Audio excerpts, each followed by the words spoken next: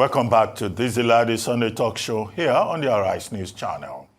President Muhammadu Buhari has inaugurated Dangote Petroleum Refinery in Olalekan, Lagos, which is expected to enable Nigeria achieve self-sufficiency in refined products and even have surplus for export.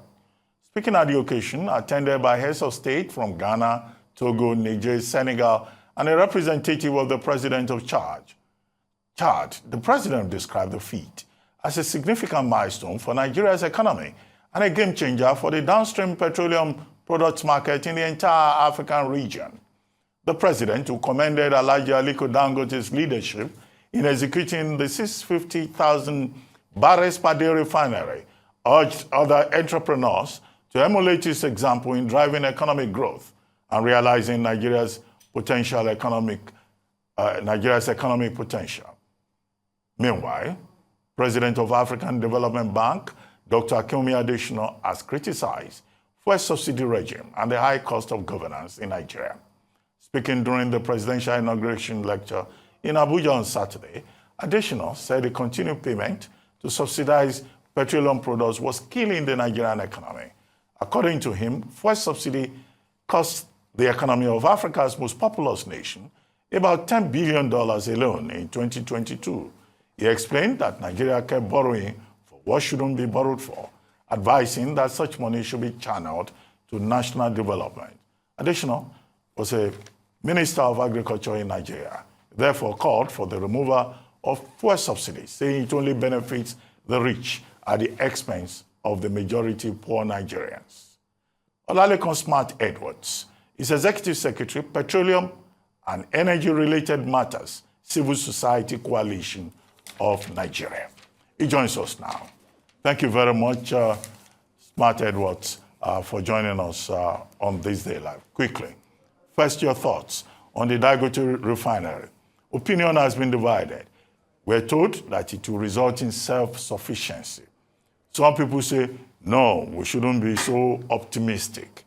What do you think as, the Executive Secretary of a body that represents Civil Society Coalition on oil and gas matters? Well, good afternoon, Dr. Ruben Abati. I'm sure you're happy for your country too. Hello? I'm hearing you. Please go ahead. Yes. Yeah. I'm sure you're happy for your country too. Good afternoon, viewers. The oil sector is a major player in our national life. Since 1977, you can imagine that over 46 years, Nigeria has been refining crude and importing products to the extent of 445,000 barrels a day. That's what we could do. And in one single stretch of courage by one man who is a Nigerian, 650,000 barrels of crude will be refined in our country. It's not just a game changer, it's a lifesaver for our nation's economy. And if you want to look at it, what we hear all the time from the oil sector were not always good news until the signing in of the PIA, as you rightly presented. The PIA brought about changes in just few months. And this is what we're seeing. Good news coming from NNPC Limited, good news coming from Dangote Refinery and petrochemicals, and good news coming from our local banks. So for us in the civil society, we've begun to see a country that is set out to work. Okay, quickly, on that occasion, another issue that people have raised is the role of the NNPCL. Mele Kyari, the group managing director of NNPCL, said, there should be no fears. The NNPC is going to make available a continuous stable supply of 300,000 barrels of crude per day. Can that be relied upon? If that fails, what happens? Some people also say that, well, Dangote Refinery is going to even buy that at prevailing market rate, and that there is no guarantee that the Dangote Refinery will bring down the cost of fuel. What do you think?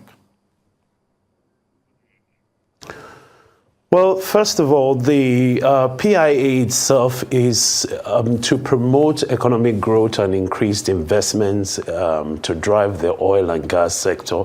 And once you see that happening, in fulfillment of itself, the NNPC itself has begun to do things differently. We had a corporation that operated for 46 years, just making money, rolling out money, investing in the corporation, and at the end of it, we saw fuel scarcity, fuel crisis everywhere, every day. And I'm very optimistic, and indeed we're, as Nigerians, there is two roles for everyone to play in the NNPC and in the oil sector. You either be a stakeholder or a shareholder. There is no onlooker again.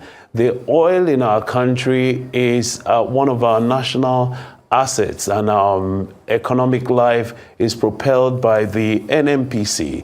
And so when you look at Dangote Refinery, the fact that that singular project, that major project, which has become the single largest train in the entire world, it tells you that that is a viable business, considering Nigeria, that has over 1.5 million barrels of crude that it needs to meet every day. It has 445,000 refining capacity.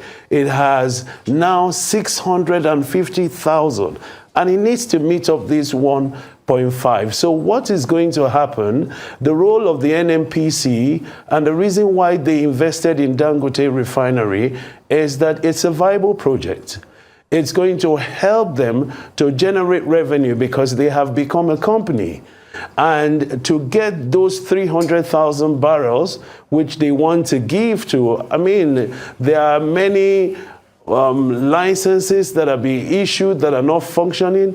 There are many production areas, sharing contracts that are not working. There are many that are being stalled by vandalism. There are many that are also being hashed by differences in the sector, either force majeure or sort.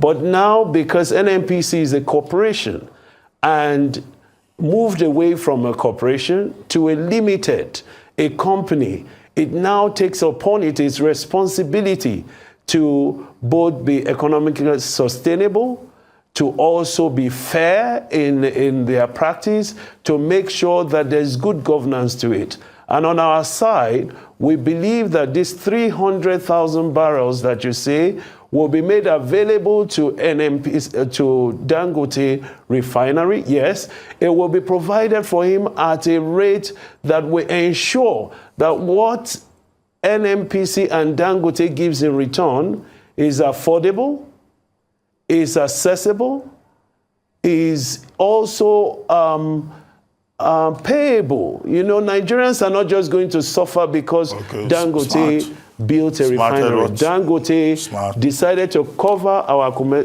domestic gap. Smart Edwards. Look, okay, people are listening to us, they're watching us. Somebody just sent a message. He says, what good news is your guest talking about?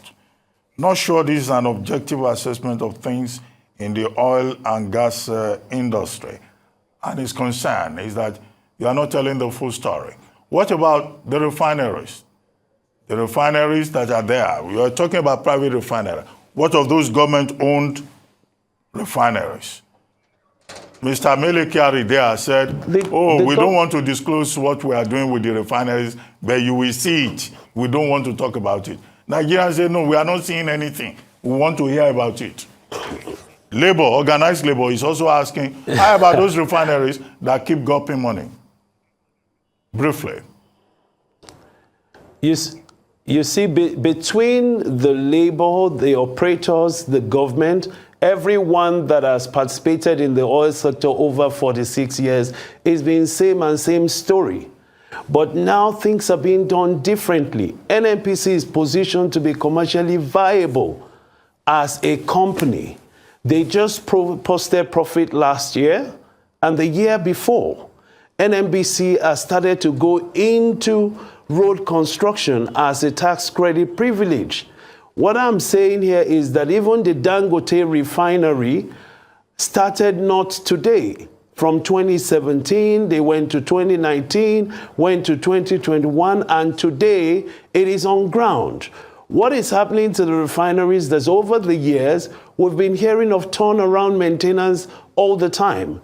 But now the refineries are in operation, and some components of the refineries are in operation, and then they are working on the rehabilitation of this refinery, the Warri, the Kaduna, and also the Port Harcourt refinery, up to 70% as we speak, because NNPC as it is going to be responsible to its shareholders, to Nigerians. Citizens now have a role in this new company. Everybody has a role to play in this new NNPC and the oil sector. Before it was gagged, it had cabals, it had people who manipulated the system, our common patrimony. But as it is today, what we are having is the oil that are going to be discovered, even production sharing contracts are going to be affected by the PIAs. Your host communities are going to be affected by the PIAs. Investments. Now, I'll go through it. There are 4 funds that NNPC has set up itself to invest in the oil sector.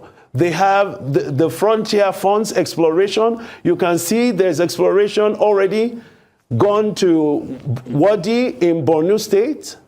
You saw that happened Obi in Nasarawa State. You saw that in Kolomani in Bauchi State. Nigeria is ready to make profit from its oil sector. Saudi Aramco did something. China Petroleum did something. BP did something. We must begin to be optimistic. We're going to do something. NNPC has host communities fund, means that we are going to be able to meet our production level. Vandalization is going to come down because there will be stakeholders engagement. Like I said, we have to be shareholders or stakeholders. We can't just be condemning our oil sector all the time. This is major mega investment and is a lifesaver for our country and our Naira as well. Okay, well, on that note, I would like to thank you very much, Olalekan Smart Edwards, for joining us on this live, the Sunday talk show. I'm sure other people have other views, but it's good to put in as many perspectives as possible to get a balance in terms of public opinion.